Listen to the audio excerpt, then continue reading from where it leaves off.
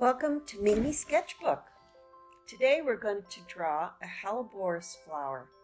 This is one of my favorite flowers in the garden, and it emerges in late March, and it's in full bloom here. This is May, and the flowers are beginning to wane. But I love this flower because the petals of the flower turn papery, and they actually last all summer. So today we're going to be using mixed media paper, koi watercolor, a pencil, eraser, a round watercolor brush, a water brush, and Sakura white jelly roll pen. When I draw each flower, I start with the center axis, and then imagine that the flower is a clock. I put in the outer circumference, and then think of the hands of the clock as the petals, and which direction the hand of the clocks are pointing. And whichever way the petal is, I try to associate that with, say, 2 o'clock, 6 o'clock, 12 o'clock, whatever way. It helps me to draw those petals in more accurately.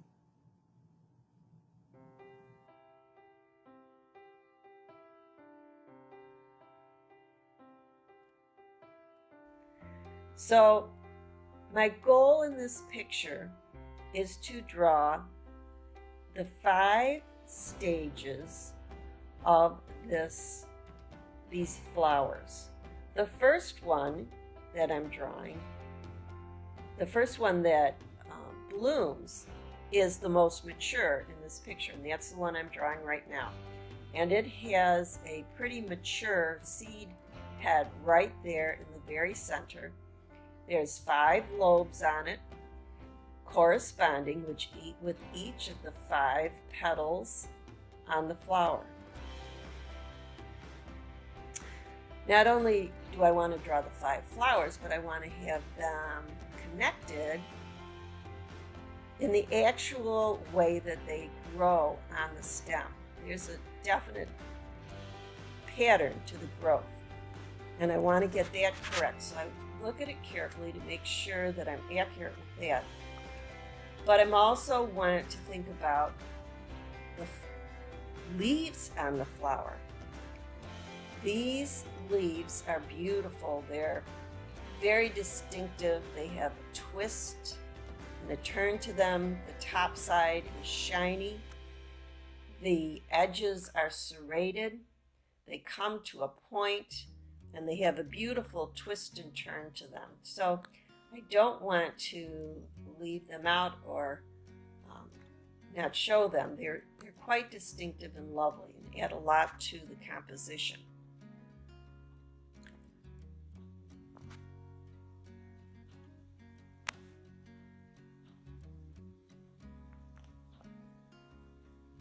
So I keep referring back to the flower, and not only do I want to show the flower from the oldest to the youngest, I want to draw the flower in 5 different directions. And so it becomes not only a composition, but it becomes a sort of a diagram of this flower and how it can look in all different directions. And it's a bit of a challenge for me to really tell the story of this flower that I enjoy so much. So sometimes while I'm drawing, I do turn my paper, and that is so I can draw something easier. Well, now that I have my sketch done, I'm going in with a Sharpie extra fine point marker, and I'm going to, with a very light hand, draw over the main parts of this drawing. I'm barely holding the paper. I'm not gripping the pen. I'm very just lightly skimming over the top of the paper. I want to keep my pen moving the whole time it's touching the paper so that the lines are very light and thin.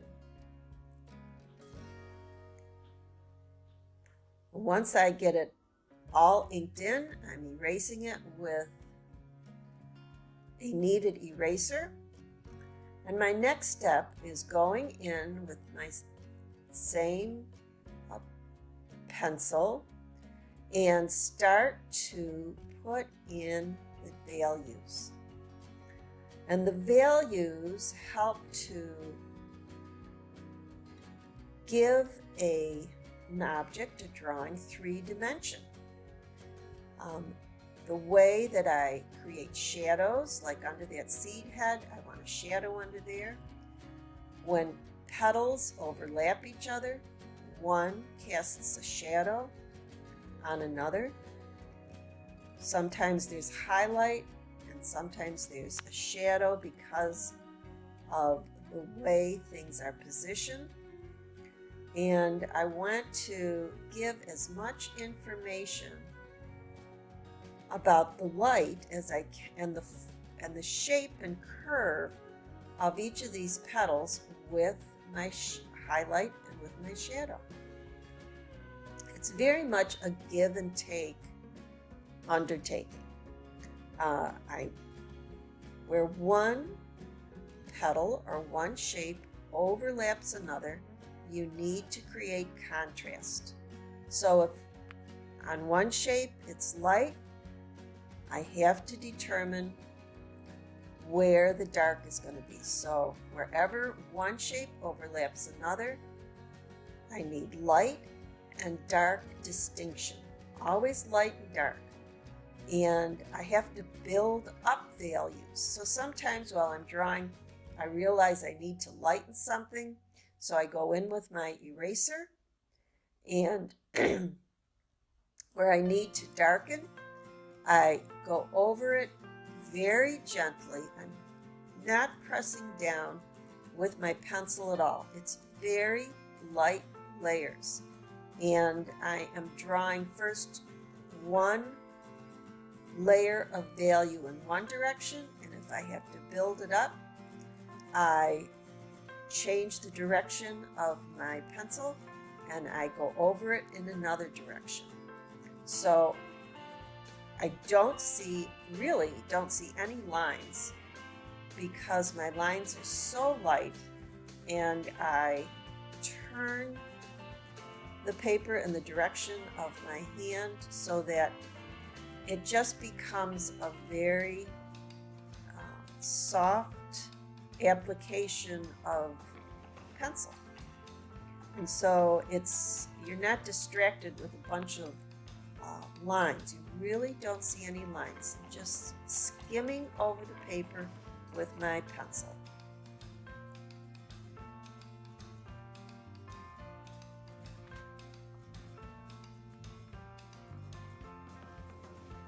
Occasionally I go in and erase a little bit.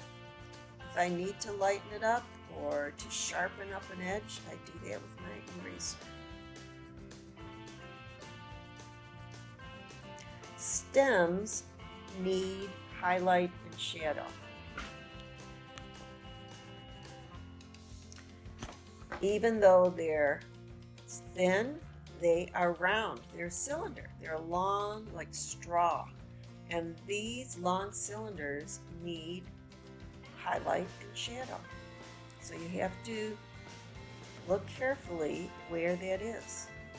So now I've got one layer of value on, and I'm going to go in with my Sharpie, extra fine, and put in a little detail where it really needs, some of these objects really need a dark tone that I cannot get with my pencil.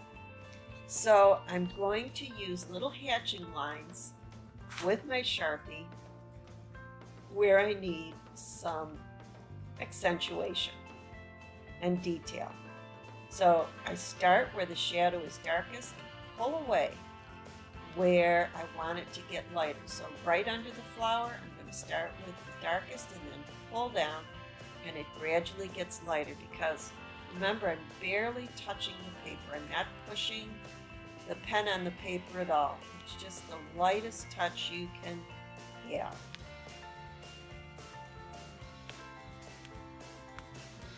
I'm always turning the paper in the direction that my hand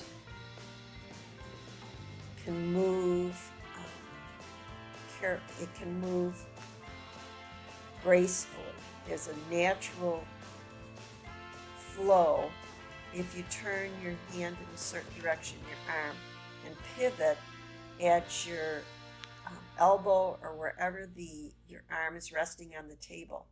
And you can get long, graceful lines. And so I always want to work so that my arm is moving so I can get the most graceful line out of it. So that's why I continue to turn the drawing.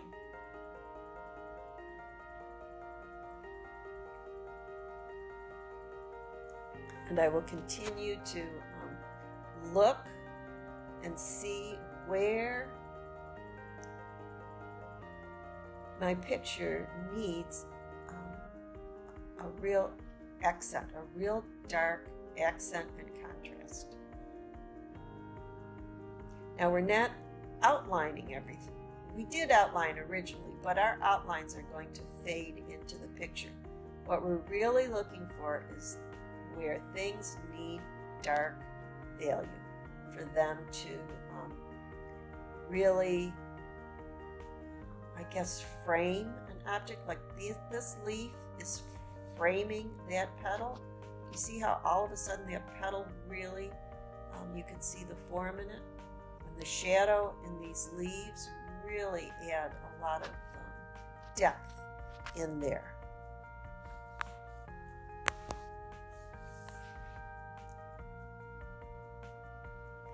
This petal is curved down and creates quite a dark shadow. So I'm going to just add some final detail, go in there. Here I'm creating some more detail around those immature seed pods. And because this is my focal point, this oldest flower, it's the largest flower, and I want it to be my focal point, I'm going to go in and really add some detail here and show all the undulations of the petals and some veining in the petals where you can almost see the cells of the petals lined up. It becomes a little transparent. It's almost like a little road map you can see in these petals when you look at them carefully. So I'm using hatching lines here that are going in the direction, the growth pattern, and emphasizing the growth pattern of each petal.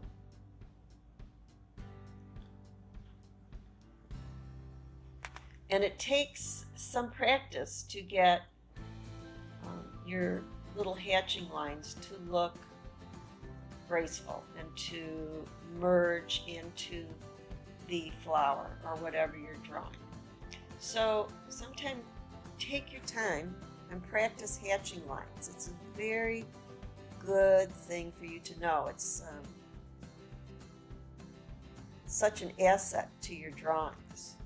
You see, just with a couple of shadows, I can make those petals twist and turn and bend.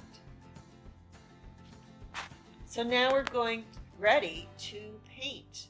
And I'm just going to select a couple of these purples to use, and an indigo, and a few greens. And I want to create, on the more mature flowers, a faded green. The largest one is going to be the most faded, the youngest flower is going to have the greatest depth of color. So what I'm doing is, even though I drew it with shadows and pencil and pen, I'm putting transparent layers of watercolor over the top. And I really like this effect. It has really a great deal of realism without having to be an absolute expert watercolorist. So this is something I do with my students. We create a toned drawing, a pencil and ink drawing, and then we add transparent layers of color over the top of it so that the drawing shows through, but we can also add the color. Now, I'm adding starting light with my colors, and these purples of the flowers have tinges of green in them. So I'm have mixed up some different values with purple and green, and so I'm going to gradually add them, build up the color just like I built up the shading, a little bit at a time, and let the colors dry, and then go back in and add a little bit more color, and just gradually get to the point. And I'm trying to work from the undercolors to the brighter colors. There's undertones in all these colors, so I want to start with the undertones because they're so important. There's each of these flowers, because they are at different stages of their lives, are different colors. This largest one, the most mature one, has some blue undertones to it. The one on the right has just green and isn't as old as the one in the center. The one on the left is the third one that has opened, so that has some green undertones. And the top one on the right is the newest one to open, so that's going to be the brightest color. Now the leaves are a lot of fun to paint too, because the top of the leaves are shiny, a shiny bright green, and the underside of the leaf is a little duller green, so that helps to distinguish the top and the bottom of the leaves, because they're all twisted. They have great twists and turns and personalities to each leaf. So I just continue to build it up, and in the shadows on the leaves and the petals, I will add an indigo color to it to help create that shadow. And now I'm going to add some yellow to the stems. And as soon as I add some of that yellow to the stems, it really brightens up the whole picture. It's such a great contrast to the other colors. It just sort of brightens them up. Occasionally I pick up the picture and hold it up so I can see. I have to look at it from a distance to see how it's developing. You have to learn how to stand back and look at what you're doing, and it really helps you to see clearly if you're going in the right direction. Just keep building up the darkest areas and adding a little bit more color where needed, a little bit more at a time, until I'm happy with the progression from the boldest colors here on this top one to the oldest one in the front that has the most wrinkles and lines and the most character. That one has the most character. So now I'm going in with the Sakura white Uni-ball. And I'm going to add a few highlights here and there. And on this oldest one, it has, like I said, you can almost see some cells in it, and some of the cells are white. And so really we've got some texture going on there, and it really looks terrific. A lot of personality to these flowers. So I hope you've enjoyed painting this with me, and I hope you give it a try yourself.